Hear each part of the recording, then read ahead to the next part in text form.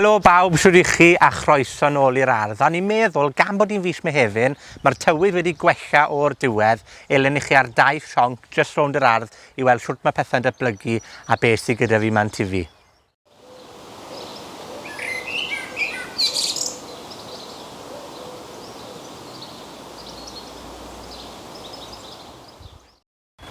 Un o'n hoff rannau o'r ardd ar hyn o bryd yw'r border aliwms yma fan hyn. Rhywbeth ysyn ni arbrofi dy llynedd oedd hwn, le wnaethon ni gwanu un clwmp mawr o shibwns mewn i 4 planhigyn unigol a plannu nhw yn y gwely yma ymysg y rosod a'r perlysiau, ac wedyn plannu'r aliwms mawr yma yn yr hydref ar gyfer y gwanwyn. A fel allwch chi weld, mae e'n fôr o liw porffor, mae gwenyn yn peillio yn bobman, a mae'n bleser. Chi'n dod lan yr ardd a mae'n croesawu chi wrth bod chi'n dod mewn. Ie, un o'r pethau yna wnaethon ni arbrofi da, a wir yn falch gyda'r canlyniad. O'n flan i fan hyn, mae yna wely llawn planhigion mefus. Wnaethon ni symud o'r bancyn o flan yr ardd, achos o'n nhw wedi dyddio nhw tua 3 blwydd o'd, a fel pob planhigion mefus, mae'n bwysig rhoi planhigion newydd o redwyr yna mewn i greu fwyaf o ffrwythau yn eu tymor. A fel allwch chi weld, maen nhw chydig yn arafach na beth bydden nhw wedi bod llynedd, ond o'r diwedd maen nhw yn dechrau sefydlu, a mae yna llwyth o flodau yma. Felly gobeithio gewn ni lwyth o ffrwythau hefyd. Dwi wedi bod yn rhoi ychydig o botasiwm iddyn nhw trwy te comfry fi wedi creu yn yr ardd, jyst i helpu nhw i greu ffrwythau da. A tu ôl i fi fan hyn, mae yna blanhigion tomatos, mountain magic wedi plannu. Nawr, os nagos gyda chi gwydr, does dim ots, achos mae yna fathau o tomatos sy'n tyfu'n arbennig o dda tu allan yn yr awyr agored, a mountain magic yw'n ffefryn ni, achos mae'n gallu gwrth-sefyll y malltod, y blight. Hynny yw, mae'n tyfu'n dda mewn hinsawdd gwlyb eitha o'r, fel gyda ni yng Nghymru, heb bod ni'n gotho roi gwydr o'i amgylch e. Felly, dyw'r ffaith bod dim gyda chi gwydr bob tro ddim yn golygu bod chi ddim yn gallu tyfu tomatos yn llwyddiannus yng Nghymru. Nawr, yn y gwely fan hyn, oedd y mefus yn arfer tyfu, a dwi wedi plannu fe nawr llawn blodau i greu border o liw yn yr ardd. Ac fan hyn, mae gyda fi bysedd y blaidd, a fel chi gweld, maen nhw'n dechrau agor nawr. Maen nhw fel côns tal mewn ffordd, llawn blodau, yn edrych fel rhywbeth o bys bach unigol. A fi wrth y modd yn nhw, achwch chi ddim yn cael gwech na'r lliwiau amrywiol sy'n dod o bob planhigyn, a maen nhw llawn blodau hefyd. A bydden nhw'n helpu'r gwenyn yn yr ardd, so mae hwnna'n rhywbeth i'w groesawu. Ond gobeithio, mewn rhyw wythnos neu ddwy, bydd rhain llawn lliwiau.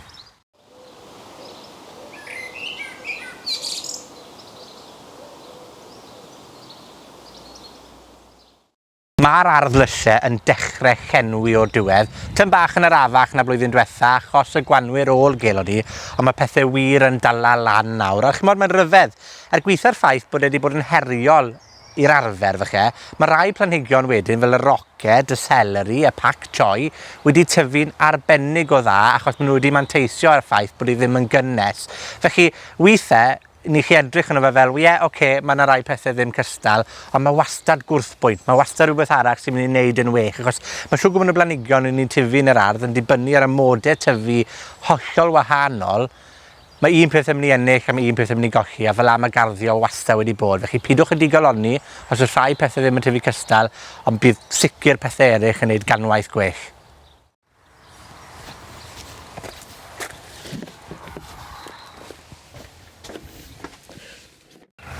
Fi yma yn y gwydr, a mae dal yn orlawn ar hyn o bryd, ond mae pethau'n raddol yn symud mas i'r ardd. Mae angen i fi symud y basgedi crog yma, fel chi gweld, gyda'r petunia yma, a'r calibrachoa, pethau'n tyfu, achos maen nhw nawr yn barod i fi mas i'r ardd.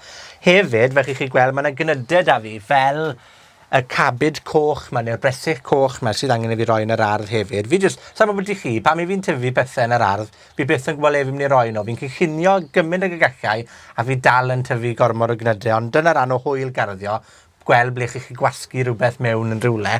Ond un peth byddwn ni yn dweud, gyda'r tywydd yn cynhesu nawr, mae yn bwysig os gallwch chi i sicrhau bod chi'n dyfrio'n gynnar yn y bore ac yn gyson, achos weithiau ni chi anghofio pa mor gynnes mae'n mynd yn y gwydr, a mae hwnna yn gallu effeithio ar y planhigion. Hefyd, mae da fi cennin a shallots i blannu allan. Fi jyst i potio nhw mlaen, fel bod nhw'n tyfu chydig yn fwy cynni, i roi'r cyfle gorau iddyn nhw, a byddai'n rhoi reina yn yr ardd le mae'r cêl ar hyn o blin y blodeuo ar gyfer y gwenyn.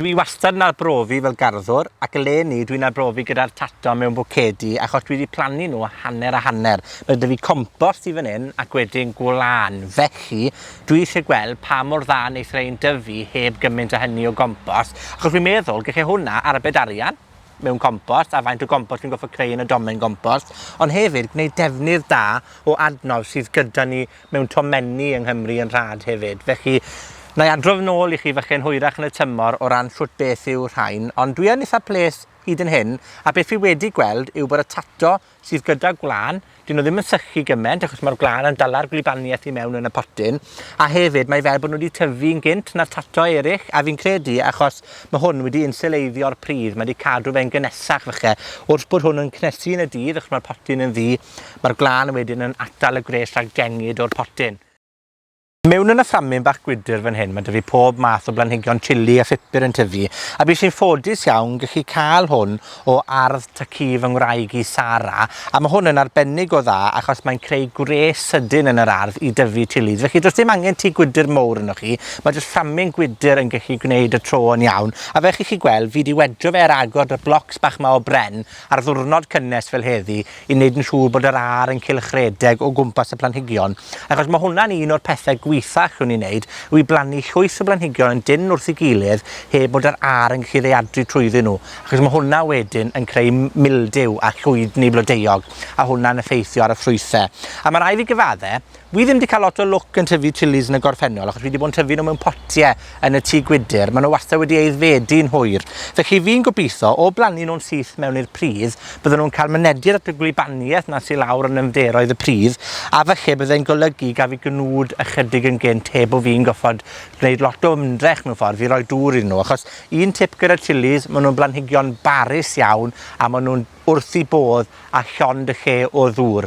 A mae rai fi gyfaddau yn y gorffennol, fi jyst i anghofio i ddyfrio nhw gymaint o beth sydd eisiau. Felly, croesi bysedd, gewn ni gnwd da iawn dy rein leni.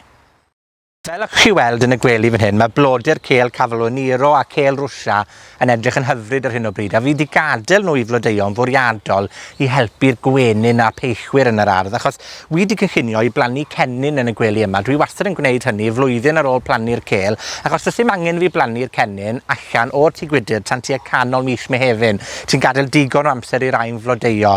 Bod nhw chydig yn hwyrach leni yn amlwg, ond mae e jyst llawn gwenyn a fi wrth y modd yn gweld nhw. A chimod, dyna un o'r pethau fi fwyaf cyffrous yn y gylch, a wi eisiau dangos i chi nesa.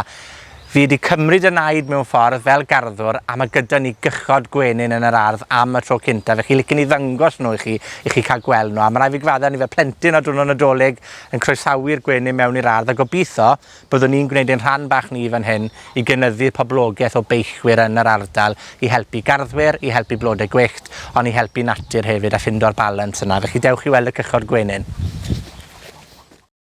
Fel allwch chi weld, mae'r hwyed yn ymlacio yn yr haul yma, y mwynhau yn y berllan, yn y ffordd i'r cychod gwenyn, felly bydd rhaid fi jyst annog nhw'n garcus i un ochr. Come on. Drawch chi de. Drawch chi. Dewch ner.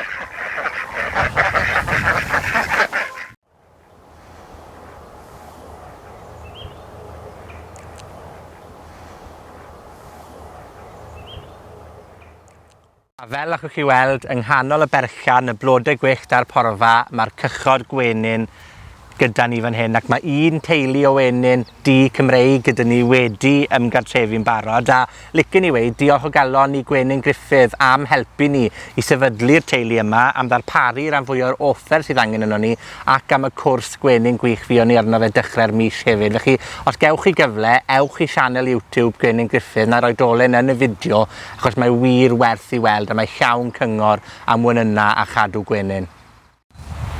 A dyna ni, taith sydyn o'r ardd i chi cael gweld shwt mae pethau wedi datblygu yn ystod yr wythnosau diwetha, a hefyd, wrth gwrs, y gwenyn. A fi'n credu y llai ala'r pnawn cyfan nawr, jyst yn gwylio nhw'n glanio llawn sachau o baich yn barod i ddatblygu'r teulu sydd gyda ni yn yr ardd. Fi'n gobeithio bod y fideo yma wedi rhoi syniad i chi o'r math o bethau ni'n neud yn yr ardd, ac os oes unrhyw gwestiwn ydych chi, fel bob amser, gadewch sylw o dan y neges, a byddwn ni'n hapus iawn i ateb nhw.